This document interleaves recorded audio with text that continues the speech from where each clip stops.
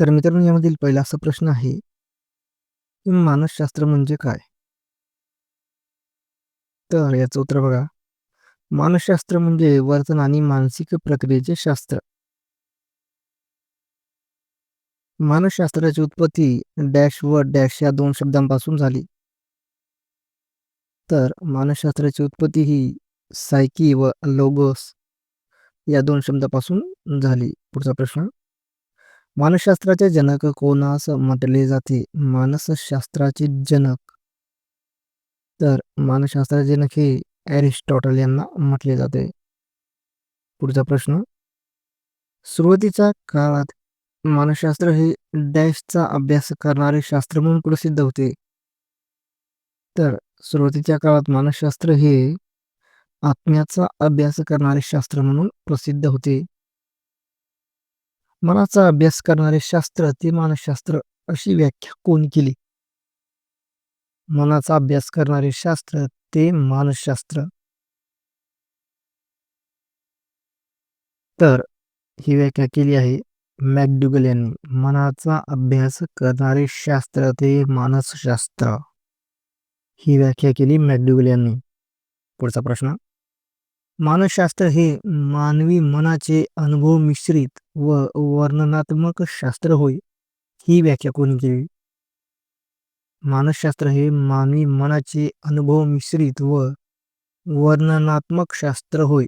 तर ही व्याख्या केली आहे मॅकडुगल यांनी. ही पण व्याख्या मॅकडुगल यांनीच केलेली आहे. पुढचा प्रश्न. आत्म्याचे शास्त्र ते मानसशास्त्र. आत्म्याचे शास्त्र ते मानसशास्त्र. तर अशी व्याख्या केली आहे एरिस्टॉटल यांनी. आत्म्याचे शास्त्र ते मानसशास्त्र एरिस्टॉटल.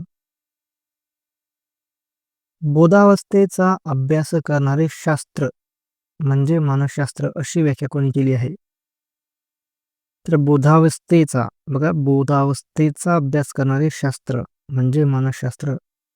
तर अशी जी व्याख्या केली आहे ती आहे विल्यम वुंट यांनी. बोधावस्थेचा अभ्यास करणारे शास्त्र. लक्षात ठेवा. सिग्मंड फ्राइड डॅश मानसशास्त्रज्ञ होते. तर सिग्मंड फ्राइड हे ऑस्ट्रियन मानसशास्त्रज्ञ होते. सिग्मंड फ्राइड यांनी मानसशास्त्राची कोणती व्याख्या केली आहे? तर बघा, अबोध अवस्थेचा अभ्यास करणारे शास्त्र म्हणजे मानसशास्त्र. अबोध अवस्थेचा. आणि बोध अवस्थेचा अभ्यास करणारे शास्त्र ते मानसशास्त्र. ही व्याख्या केली आहे विल्यम वुंट. बघा फक्त किती साम्य आहे या दोन व्याख्यामध्ये. अबोध अवस्थेचा आणि बोध अवस्थेचा फक्त एवढाच फरक आहे. इथे कन्फ्युजन होऊ शकते.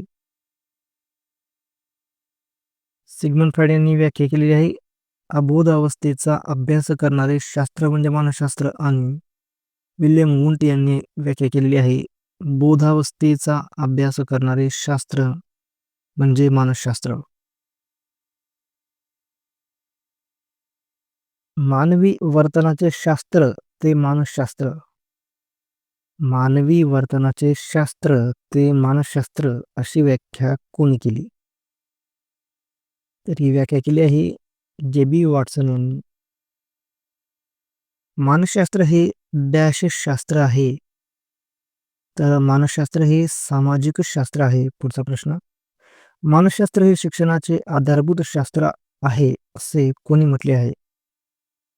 मानसशास्त्र हे शिक्षणाचे आधारभूत शास्त्र आहे असे कोणी म्हटले? स्किनर यांनी. पुढचा प्रश्न. मानसशास्त्राची आधुनिक व्याख्या काय आहे? तर मानसशास्त्राची आधुनिक व्याख्या आहे मानसशास्त्र म्हणजे मानवी वर्तनाचा व मानसिक प्रक्रियांचा शास्त्रशुद्ध अभ्यास. मानसशास्त्र म्हणजे मानवी वर्तनाचा व मानसिक प्रक्रियांचा शास्त्रशुद्ध अभ्यास. पहिली महिला मानसशास्त्रज्ञ कोण? पहिली महिला मानसशास्त्रज्ञ मार्गारेट फ्लाय. जॉन बी वॉटसन डॅश या देशाचे मानसशास्त्रज्ञ होते. अमेरिका. मानसशास्त्राचे मूळ डॅश ग्रीक संस्कृतीत आढळते. मानसशास्त्राचे मूळ प्राचीन ग्रीक संस्कृतीत आढळते. डॅश यांच्या मते मानसशास्त्र अजूनही पूर्वप्रतिमान अवस्थेत आहे. तर थॉमस कुहन यांच्या मते मानसशास्त्र अजूनही पूर्वप्रतिमान अवस्थेत आहे. मानसशास्त्राची पहिली प्रयोगशाळा कोणत्या वर्षी सुरू झाली? मानसशास्त्राची पहिली प्रयोगशाळा 1879 साली सुरू झाली, जर्मनी येथे. 1879 पर्यंत मानसशास्त्र हे डॅशची शाखा म्हणून अस्तित्वात होते. तर बघा, 1879 पर्यंत मानसशास्त्र हे रचनावादाची शाखा म्हणून अस्तित्वात होते. पुढचा प्रश्न, मानसशास्त्राचा स्वतंत्र शाखा म्हणून उदय केव्हा झाला? मानसशास्त्राचा स्वतंत्र शाखा म्हणून उदय केव्हा झाला? तर याचं उत्तर आहे, जेव्हा विल्यम वुंट यांनी 1879 साली जर्मनीत जगातील पहिली मानसशास्त्रीय प्रयोगशाळा सुरू केली, तेव्हा मानसशास्त्राचा स्वतंत्र शाखा म्हणून उदय झाला. अमेरिकन मानसशास्त्राचा जनक म्हणून कोणास म्हटले जाईल? तर अमेरिकन मानसशास्त्राचा जनक म्हणतात विल्यम जेम्स यांना म्हणतात. पुढचा प्रश्न, मनोविश्लेषणाचा सिद्धांत कोणी मांडला? तर मनोविश्लेषणाचा सिद्धांत जो आहे तो मांडला आहे सिगमंड फ्राइड यांनी. पुढचा प्रश्न, रिपब्लिक हा ग्रंथ कोणी लिहिला? रिपब्लिक हा जो ग्रंथ आहे तो लिहिला आहे प्लेटो. अध्ययनाचा अंतर्ज्ञान सिद्धांत कोणी मांडला? अध्ययनाचा अंतर्ज्ञान सिद्धांत, तर हा मांडला आहे गेस्टॉल्ट यांनी. पुढचा प्रश्न, विल्यम वुंट यांनी मानसशास्त्राची पहिली प्रयोगशाळा जर्मनीतील डॅश विद्यापीठामध्ये सुरू केली? तर विल्यम वुंट यांनी मानसशास्त्राची पहिली प्रयोगशाळा जर्मनीतील लिपझिग या विद्यापीठामध्ये सुरू केली. विल्यम वुंट डॅश मानसशास्त्रज्ञ होते? तर विल्यम वुंट हे जर्मन मानसशास्त्रज्ञ होते, जर्मन. प्लेटो हा डॅश तत्वज्ञ होता? तर प्लेटो हा ग्रीक तत्वज्ञ होता. पुढचा प्रश्न, 1916 साली नरेंद्रनाथ सेन गुप्ता यांनी डॅश विद्यापीठात पहिला मानसशास्त्र विभाग सुरू केला? तर याचं उत्तर आहे कलकत्ता विद्यापीठात. डी ॲनिमा हा ग्रंथ कोणी लिहिला? डी ॲनिमा हा ग्रंथ लिहिला आहे अरिस्टॉटल यांनी. रचनात्मक मानसशास्त्राचे जनक कोणास म्हटले जाते? तर रचनात्मक मानसशास्त्राचे जनक विल्यम वुंट व टिचनेर यांना म्हटले जाते. शैक्षणिक मानसशास्त्र म्हणजे काय? शैक्षणिक मानसशास्त्र, तर याचं उत्तर आहे मानसशास्त्राची शाखा की ज्यात अध्ययनकर्त्याच्या शैक्षणिक गरजा आणि त्यांचे वातावरण ह्या संबंधी वर्तनाचा अभ्यास केला जातो, त्यास शैक्षणिक मानसशास्त्र म्हणतात. अध्ययन अध्यापनाशी संबंध असणारी शाखा म्हणजे शैक्षणिक मानसशास्त्र होय. ही व्याख्या कोणी केली? तर ही व्याख्या केली आहे स्किनर यांनी. ज्ञान हे अंतर्भूत असते असे कोणाचे मत होते? तर असे मत होते प्लेटो यांचे. पुढचा प्रश्न, व्यक्तिमत्वाची जडणघडण पहिल्या 5 वर्षात होते असे कोणाचे मत होते? व्यक्तिमत्वाची जडणघडण पहिल्या 5 वर्षात होते असे मत होते सिग्मंड फ्रायड यांचे. शैक्षणिक मानसशास्त्राचे जनक कोणास म्हटले जाते? शैक्षणिक मानसशास्त्राचे जनक पेस्टॉलॉजी यांना. प्रत्येक मूल हे कोरी पाटी घेऊन जन्माला येते आणि ज्ञान हे अध्ययन व अनुभवातून मिळवले जाते. प्रत्येक मूल हे कोरी पाटी घेऊन जन्माला येते आणि ज्ञान हे अध्ययन व अनुभवातून मिळवले जाते, असे कोणाचे मत होते? तर याचं उत्तर आहे जॉन लॉक. प्रत्येक मूल हे कोरी पाटी घेऊन जन्माला येते आणि ज्ञान हे अध्ययन व अनुभवातून मिळवले जाते. महत्वाचं आहे बघा, लक्षात ठेवा. हे जॉन लॉक यांचं मत होतं. बुद्धी विकास सिद्धांत कोणी मांडला? बुद्धी विकास सिद्धांत तर हा मांडला आहे जीन पियाजे यांनी. बोधात्मक अनुभव ही संज्ञा कोणी मांडली? तर बोधात्मक अनुभव ही संज्ञा मांडली आहे विल्यम वुंट यांनी. डॉक्टर सिग्मंड फ्रायड यांनी मानसशास्त्राचा डॅश दृष्टिकोनातून विचार केला. डॉक्टर सिग्मंड फ्रायड यांनी मानसशास्त्राचा डॅश दृष्टिकोनातून विचार केला. तर याचं उत्तर आहे अबोधावस्थेच्या दृष्टिकोनातून. पुढचा प्रश्न, आत्मनिरीक्षण पद्धती कोणी विकसित केली? आत्मनिरीक्षण पद्धती विल्यम वुंट यांनी. निर्माण व शोध सिद्धांत कोणी मांडला? निर्माण व शोध सिद्धांत मांडला आहे जीन पियाजे यांनी. आधुनिक मानसशास्त्राचे जनक कोणास म्हटले जाते? तर आधुनिक मानसशास्त्राचे जनक म्हटले जाते विल्यम जेम्स यांना. आपल्या वर्तनाच्या मागच्या प्रेरणांची आपल्याला जाणीव नसते. बघा, लक्षात घ्या, आपल्या वर्तनाच्या मागच्या प्रेरणांची आपल्याला जाणीव नसते, असे कोणाचे मत होते? तर असे मत होते सिग्मंड फ्रायड यांचे. पुढचा प्रश्न, साधारण 1950 ते 60च्या दशकात मानसशास्त्राच्या अभ्यासाचा केंद्रबिंदू वर्तनावरून डॅशकडे सरकला. तर याचं उत्तर आहे बोधात्मकतेकडे. वर्तनवादाचा पुरस्कार कोणी केला? वर्तनवादाचा पुरस्कार तर वर्तनवादाचा पुरस्कार केला आहे जॉन वॉटसन यांनी. पुढचा प्रश्न, नैतिक विकास सिद्धांत कोणी मांडला? तर हा मांडला आहे लॉरेन्स कोहलबर्ग यांनी. डॅश यांच्या मते तर्कसंगतता हे व्यक्तीला आपल्या जीवनाचे ध्येय गाठण्यासाठी आणि आनंदी राहण्यासाठी मदत करते. तर कोणाच्या मते?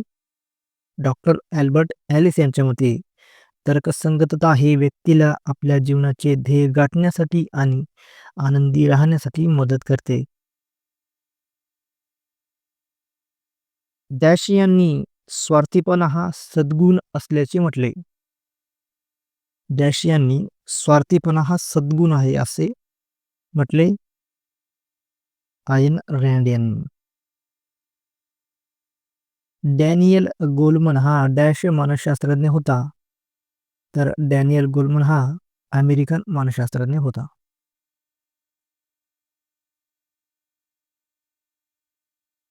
अध्ययन उपपत्ती मांडण्याचा पहिला बहुमान कोणी मिळवला? तर याचं उत्तर आहे थॉर्नडाईक यांनी. पुढचा प्रश्न, अभिजात अभिसंधान उपपत्ती कोणी मांडली? अभिजात अभिसंधान उपपत्ती मांडली आहे पॅव्लव यांनी. पुढचा प्रश्न, साधक अभिसंधान उपपत्ती डॅश यांनी मांडली? साधक अभिसंधान तर एक उपपत्ती मांडली आहे B.F. स्किनर यांनी. प्रयत्न प्रमाद उपपत्ती कोणी मांडली? प्रयत्न प्रमाद थॉर्नडाईक यांनी. पुढचा प्रश्न, थॉर्नडाईकची उपपत्ती डॅशवर आधारित आहे. तर थॉर्नडाईकची उपपत्ती जी आहे ती साहचर्यवादावर आधारित आहे. बुद्धिमापनाचे जनक कोणास म्हटले जाते? बुद्धिमापनाचे. तर याचं उत्तर आहे अल्फ्रेड बिने यांना. अव्यक्त बुद्धिमत्ता. अव्यक्त बुद्धिमत्ता ही संकल्पना कोणी मांडली? अव्यक्त बुद्धिमत्ता स्टेनबर्ग यांनी. सामान्य व बालकाच्या वाढ विकासाचा अभ्यास करणारे शास्त्र म्हणजे डॅश होय. सामान्य बालकाच्या वाढ व विकासाचा अभ्यास करणारे शास्त्र म्हणजे बालमानसशास्त्र होय. बालकाच्या स्वाभाविक गुणांच्या विकासासाठी योग्य वातावरण व संधी उपलब्ध करून दिले पाहिजे. बालकाला निसर्गात खेळू व बागडू दिले पाहिजे, असे कोणाचे मत होते? रुसो यांचे. बुद्धिमापन परिणाम श्रेणी कोणी मांडली? बुद्धिमापन परिणाम श्रेणी कोणी मांडली? तर याचं उत्तर आहे बिने व सायमन यांनी. रुसोने बालकाच्या नैसर्गिक वर्तनाला महत्त्व देऊन शिस्तीबंधाचा डॅशचा दृष्टिकोन नाकारला. तर रुसोने बालकाच्या नैसर्गिक वर्तनाला महत्त्व देऊन जॉन लॉकचा शिस्तीबंधाचा दृष्टिकोन नाकारला. विल्यम वुंट यांनी मूलभूत मानसिक प्रक्रियांचा अभ्यास करण्यासाठी कोणती पद्धती वापरली? विल्यम वुंट यांनी मूलभूत मानसिक प्रक्रियांचा अभ्यास करण्यासाठी वैज्ञानिक पद्धती वापरली. दी एमिली डी हा ग्रंथ कोणी लिहिला? तर हा ग्रंथ लिहिला रुसो यांनी. पुढचा प्रश्न. मानसिक वय ही संकल्पना कोणी मांडली? तर ही संकल्पना मांडली आहे अल्फ्रेड बिने यांनी. डॅश या मानसशास्त्रज्ञाने किंडरगार्टन पद्धतीची मांडणी केली. फ्रेडरिक फ्रोबेल या मानसशास्त्रज्ञाने किंडरगार्टन पद्धतीची मांडणी केली. मॉन्टेसरी मेथड कोणी मांडली? Montessori method. तर मॉन्टेसरी मेथड मारिया मॉन्टेसरी यांनी मांडली. वर्तन बरोबर उद्दीपक अधिक जीव अधिक प्रतिक्रिया हे वर्तनाचे सूत्र कोणी मांडले? तर हे वर्तनाचे सूत्र वुडवर्थ यांनी मांडले. ठाणे जिल्ह्यातील कोसबाड येथे ग्राम बाल शिक्षण केंद्र कोणी स्थापन केले? अनुताई वाघ व ताराबाई मोडक यांनी. इंडियन सायकोलॉजिकल असोसिएशनची स्थापना केव्हा करण्यात आली? इंडियन सायकोलॉजिकल असोसिएशनची स्थापना 1925 साली करण्यात आली. बालकाच्या जन्मपूर्व अवस्थेपासून पौगंडावस्थेपर्यंतच बालकाचा विकास कसा होतो याचा शास्त्रशुद्ध अभ्यास करणारे शास्त्र म्हणजे बालमानसशास्त्र, अशी व्याख्या कोणी केली? तर याचं उत्तर आहे हरलॉक. बालकाच्या जन्मपूर्व अवस्थेपासून पौगंडावस्थेपर्यंत बालकाचा विकास कसा होतो याचा शास्त्रशुद्ध अभ्यास करणारे शास्त्र म्हणजे बालमानसशास्त्र, अशी व्याख्या केली आहे हरलॉक यांनी. जॉन ड्यूईने डॅश शिक्षणाचा पुरस्कार केला? तर जॉन ड्यूईने कृतिशील शिक्षणाचा पुरस्कार केला. समाजमिती तंत्राचा शोध कोणी लावला? समाजमिती तंत्राचा शोध. तर याचं उत्तर आहे मोरेना यांनी. प्राचीन काळामध्ये डॅश विषयात मानसशास्त्राचा विचार केला जात होता?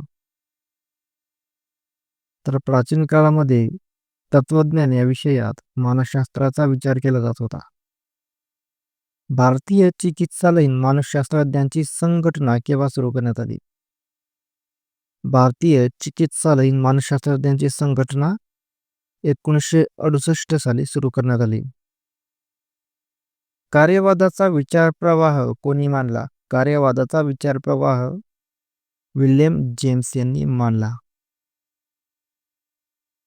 सिग्मंड फ्रॉइड यांनी डॅशच्या दशकात मनोविश्लेषण याचा सिद्धांत मांडला? मनोविश्लेषणाचा सिद्धांत मांडला? तर सिग्मंड फ्राईड यांनी 1890च्या दशकात मनोविश्लेषणाचा सिद्धांत मांडला. अनुकरण पद्धती कोणी मांडली? अनुकरण पद्धती हेगार्ट यांनी मांडली. वर्तनवादाचा विचार प्रवाह कोणी मांडला? वर्तनवादाचा विचार प्रवाह जॉन बी वॅटसन यांनी मांडला. भावनिक बुद्धिमत्ता ही संकल्पना कोणी मांडली? भावनिक बुद्धिमत्ता ही संकल्पना मांडली आहे डॅनियल गोलमन यांनी. बहुघटक सिद्धांत कोणी मांडला? बहुघटक सिद्धांत थॉर्नडाईक यांनी मांडला. घटक पद्धती कोणी मांडली? तर घटक पद्धती मांडली आहे डॉक्टर मॉरिसन यांनी. पुढचा प्रश्न, 1950 ते 60च्या दशकात मनोविश्लेषणवादास व वर्तनवादास मागे टाकणाऱ्या डॅशचा उदय झाला. तर 1950 ते 60च्या दशकात मनोविश्लेषणवादास व वर्तनवादास मागे टाकणाऱ्या बौद्धिक उपपत्तीचा उदय झाला. बौद्धिक उपपत्तीचा उदय. सर्वसाधारणपणे डॅश यांना बौद्धिक उपपत्तीचा जनक मानले जाते. सर्वसाधारणपणे डॅश यांना बौद्धिक उपपत्तीचा जनक मानले जाते. तर याचं उत्तर आहे अल्हरीस नेसर यांना. मानसशास्त्र हे शिक्षणाचे आधारभूत शास्त्र आहे. मानसशास्त्र हे शिक्षणाचे आधारभूत शास्त्र आहे असे डॅश यांनी म्हटले. तर कोणी म्हटले आहे? स्किनर यांनी. मानसशास्त्र हे शिक्षणाचे आधारभूत शास्त्र आहे असे स्किनर यांनी म्हटले आहे. वातावरणाच्या निरीक्षणात्मक आंतरक्रियेतून बालक शिकते असे मत डॅश यांनी मांडले. वातावरणाच्या निरीक्षणात्मक आंतरक्रियेतून बालक शिकते असे मत अल्बर्ट बांदुरा यांनी मांडले. भारतीय उपयोजित मानसशास्त्र अकादमीची स्थापना केव्हा करण्यात आली? भारतीय उपयोजित मानसशास्त्र अकादमीची स्थापना 1962 साली करण्यात आली. डॅश यांच्या मते बालकाची कार्यक्षमता भिन्न असते. बालकाची बौद्धिक क्षमता ज्या क्षेत्रात असतील त्याप्रमाणे बालकाला मार्गदर्शन मिळाले पाहिजे. तर याचं उत्तर आहे प्लेटो यांच्या मते बालकाची कार्यक्षमता भिन्न असते. बालकाची बौद्धिक क्षमता ज्या क्षेत्रात असतील त्याप्रमाणे बालकाला मार्गदर्शन मिळाले पाहिजे असे प्लेटो यांचे मत होते. संकल्पना प्रतिमानाचे जनक कोणास म्हटले जाते? संकल्पना प्रतिमानाचे जनक जेरोम ब्रुनर. सिग्मंड फ्राईड आणि जीन पियाजे यांनी डॅश पद्धतीचा मोठ्या प्रमाणात वापर केलेला आहे. तर सिग्मंड फ्राईड आणि जीन पियाजे यांनी वृत्तेतिहास पद्धतीचा मोठ्या प्रमाणात वापर केलेला आहे. वृत्तेतिहास. अध्ययनाचे तास आणि परीक्षेतील गुण यांच्यात डॅशचा संबंध असतो. तर अध्ययनाचे तास आणि परीक्षेतील गुण यांच्यात धनाचा संबंध असतो. डॅश यांच्या मते मानसशास्त्र अजूनही पूर्वप्रतिमान अवस्थेत आहे. तर याचं उत्तर आहे थॉमस कुहन यांच्या मते मानसशास्त्र अजूनही पूर्वप्रतिमान अवस्थेत आहे. बोधात्मक विकास प्रतिमान कोणी मांडले? बोधात्मक विकास प्रतिमान पियाजे व कोहलबर्ग यांनी मांडले. पुढचा प्रश्न, डॅश करता येणे हे मानसशास्त्राचे एक महत्वाचे ध्येय आहे. तर याचं उत्तर आहे पूर्वकथन करता येणे हे मानसशास्त्राचे एक महत्वाचे ध्येय आहे.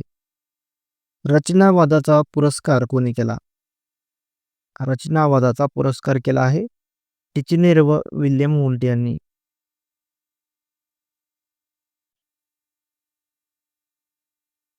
अग्रत संघटक प्रतिमान कोणाचे आहे? अग्रत संघटक प्रतिमान. तर याचं उत्तर आहे डेव्हिड असुबेल यांचे. पुढचा प्रश्न, वर्तनवादाचा पुरस्कार कोणी केला? वर्तनवादाचा पुरस्कार. तर वर्तनवादाचा पुरस्कार केला जॉन बी वॉटसन यांनी. पुढचा प्रश्न. प्रायोगिक मानसशास्त्राचे जनक डॅशला ओळखले जाते. तर प्रायोगिक मानसशास्त्राचे जनक कोणास ओळखले जाते? विल्यम वुंट यांना प्रायोगिक मानसशास्त्राचे जनक म्हटले जाते. डॅश यांनी मानव व मानवेतर प्राणी यांच्यात अंशतः फरक असतो असे सांगितले. डॅश यांनी मानव व मानवेतर प्राणी यांच्यात अंशतः फरक असतो असे सांगितले. चार्ल्स डार्विन यांनी मानव व मानवेतर प्राणी यांच्यात अंशतः फरक असतो असे सांगितले. सामाजिक अभिरूपता प्रतिमान. सामाजिक अभिरूपता प्रतिमान कोणी मांडले? तर सामाजिक अभिरूपता प्रतिमान जे आहे ते मांडले आहे बुकॉक व गुल्सेकॉव्ह यांनी. बुकॉक व गुल्सेकॉव्ह. वृत्तेतिहास पद्धती डॅश मानसशास्त्राच्या सहाय्याने उपयोगात आणली जाते. वृत्तेतिहास पद्धती डॅश मानसशास्त्राच्या सहाय्याने उपयोगात आणली जाते. तर याचं उत्तर आहे चिकित्सा मानसशास्त्राच्या सहाय्याने. वृत्तेतिहास पद्धती चिकित्सा मानसशास्त्राच्या सहाय्याने उपयोगात आणली जाते.